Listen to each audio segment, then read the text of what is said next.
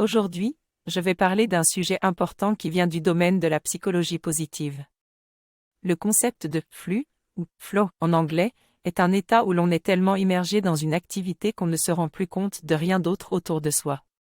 C'est un état de concentration totale, où on perd la notion du temps et où on est complètement satisfait de ce qu'on est en train de faire.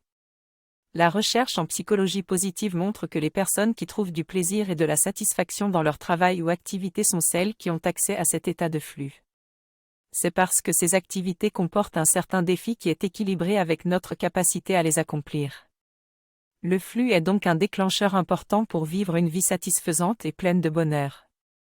J'ai écouté une présentation qui explique que le cerveau se concentre sur les menaces immédiates, ce qui peut provoquer un état de flou si les enjeux sont élevés. Cependant, il est important de passer de la peur à un défi en trouvant le bon équilibre entre l'ennui et la peur. L'attention est également attirée par les changements, l'imprécision et la complexité.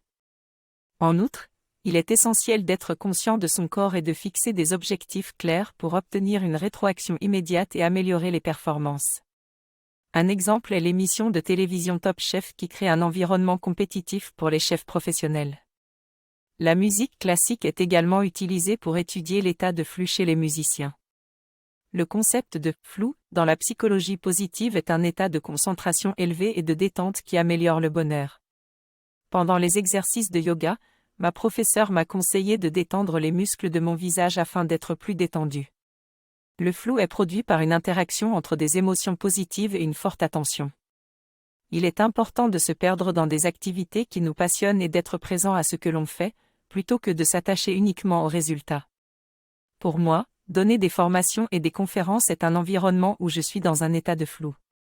Selon moi, pour atteindre un état de concentration plus élevé, il est important de trouver les activités qui le déclenchent. Il faut ensuite augmenter les enjeux progressivement pour obtenir cet état. En faisant cela, notre corps produit des endorphines, de l'acétylcholine, de l'ocytocine et de la dopamine, un cocktail pour être heureux. En réalité, nous sommes plus heureux en nous réalisant à travers ce que nous faisons plutôt que par d'autres moyens.